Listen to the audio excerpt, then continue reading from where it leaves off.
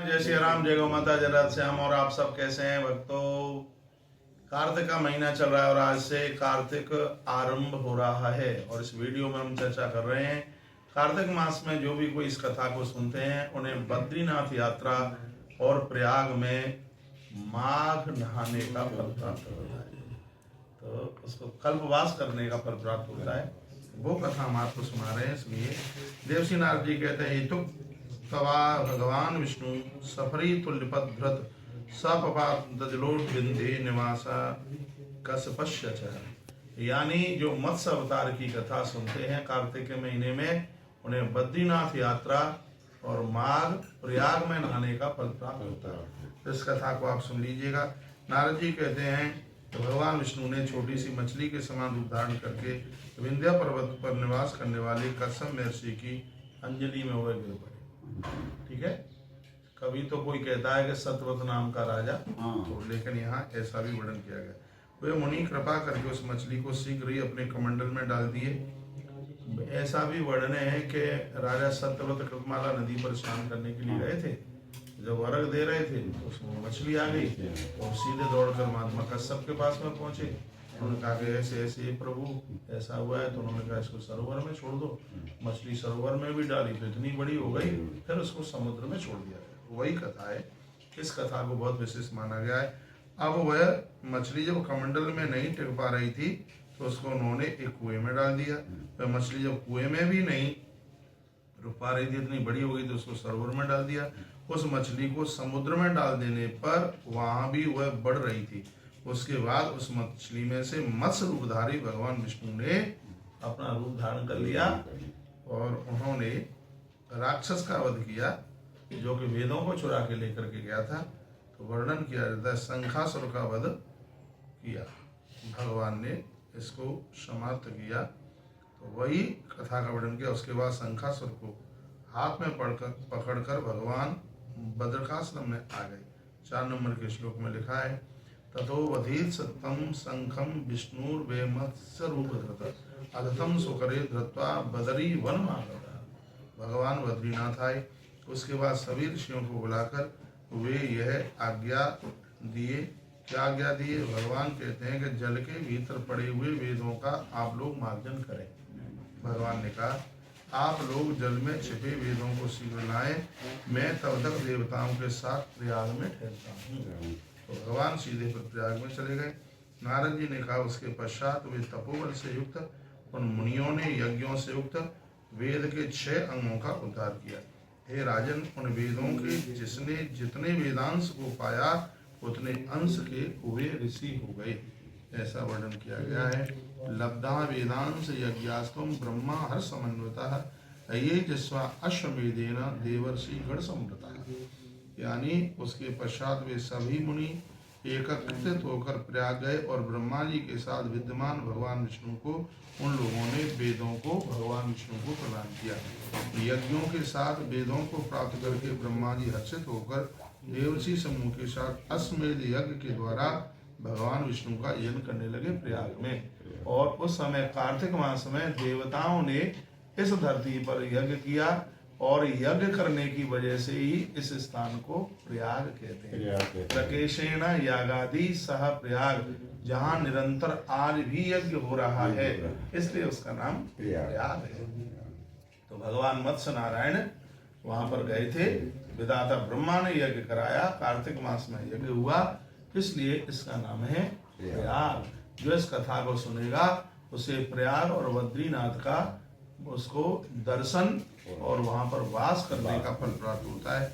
इतनी बड़ी महिमा। यज्ञाते देव देवेशा सिद्ध पन्नग का निपत्त दंडवत भूमो विगतम तत् चक्रे। कहा गया कि वह स्थान ऐसा है, आज भी यज्ञ हो रहा है। वह यज्ञ सिद्ध, पन्नग कहते हैं सर्पों को, सर्प तथा गुह्यक भूमि पर दंड के समान गिरकर वहां पर भगवान से लोग प्रार्थना करने लगे। क्या हे देव देव, आप हम लोगों की प्रार्थना को सुने, यह हम लोगों को हर्ष का समय है, अतएव आप हम लोगों को वरदान दें। देवताओं ने कहा, हे रमापति, आपकी कृपा से यहाँ पर ऋषियों ने नष्ट हुए वेदों को पुनः प्राप्त किया है। जब वेद नष्ट हो गए थे तो प्रयाग में ही उन वेदों को दोबारा से प्राप्त किया, वर्णन किया। और हम लोगों ने यज्ञों के भाग को प्राप्त किया। अतएव आपकी कृपा से यह स्थान पृथ्वी पर श्रेष्ठ भोग तथा मोक्ष को प्रदान करने वाला होगा। प्रयाग के लिए कहा जा रहा है। और पुण्य को बढ़ाने वाला यह होगा, और यह समय भी अत्यंत पुण्यमय होगा।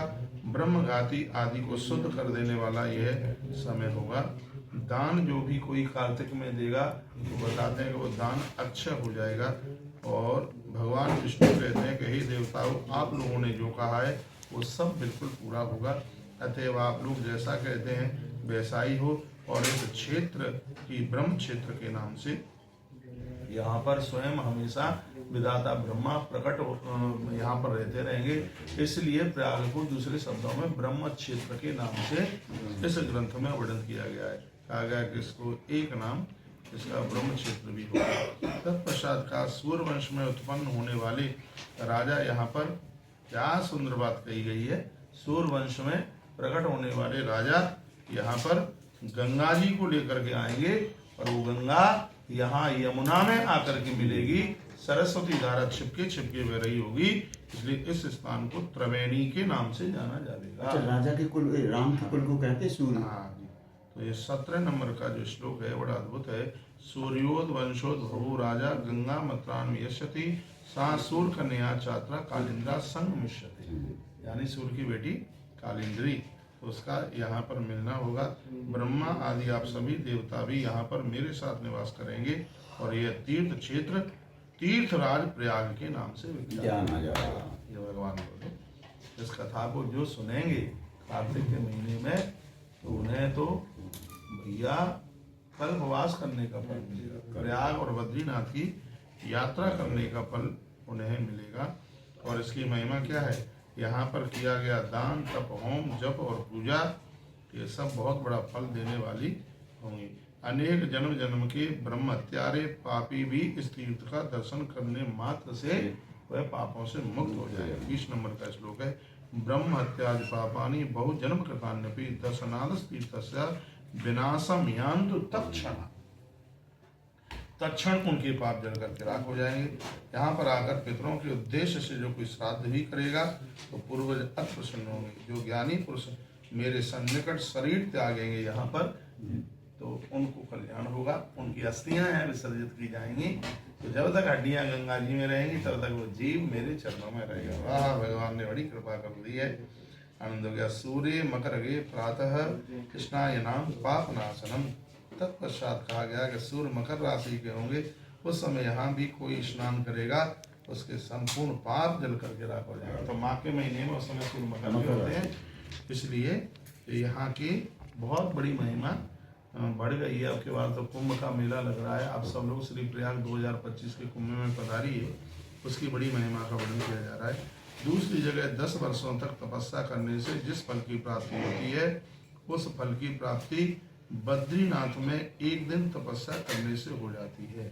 बद्रीनाथ में दूसरी जगह 10 साल, इसलिए तो महात्मा लोग बद्रीनाथ चले जाते हैं। दूसरी जगह पर 10 वर्ष में अनुष्ठान जितना पूरा होगा, बद्रीनाथ में एक दिन तपस्या करने से उतनी प्राप्ति हो जाती है। जो श्रेष्ठ मानव इस स्थान फल की प्राप्ति बद्रिकाश्रम में एक दिन तपस्या करके प्राप्त कर लेता है। जो श्रेष्ठ मानव इस स्थान का दर्शन करता है वे उसी समय जीवन मुक्त हो जाते हैं और उनमें कोई पाप नहीं रहता।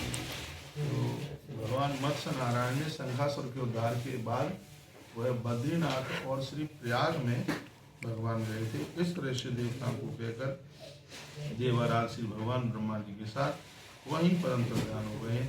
देवता भी अपने अंशों से स्थित हो गए और इन इत्यादि सभी देवताओं को अंतर्ध्यान देखते हुए आज ऋषियों ने वहाँ पर बड़े यजन और बड़े यज्ञ किए। जो नरोत्तम अपने विशुद्ध मन से इस कथा को सुनेगा अथवा सुनाएगा, वह बद्री वन अथवा तीर्थराज में जाने का फल प्राप्त करेगा। इसमें कोई संशय नहीं है। इसमें वर्णन किया गया, मैं श्लोक बोले देता हूँ। इमाम च गाथाम सुनिया नरोत्तमो या श्राव युद्धा विशुद्ध चित्ता सतीर्थ राजम बद्री वनम यत कृता फलम मां समाप्नियाच। जो इस कथा को सुनेगा उसे बद्रीनाथ यात्रा और श्री प्रयाग की यात्रा करने का फल प्राप्त हो जाएगा। तो आपने हमारे तुलसी तपोवन YouTube चैनल पर इस अद्भुत कथा को सुना, बहुत बहुत धन्यवाद आपके लिए।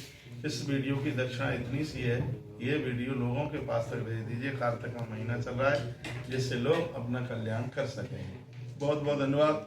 9 नवंबर गोपाष्टमी महामहोत्सव गौतीर्थ तुलसी तपोवन गौशाला सीधाम वृंदावन पधारिए।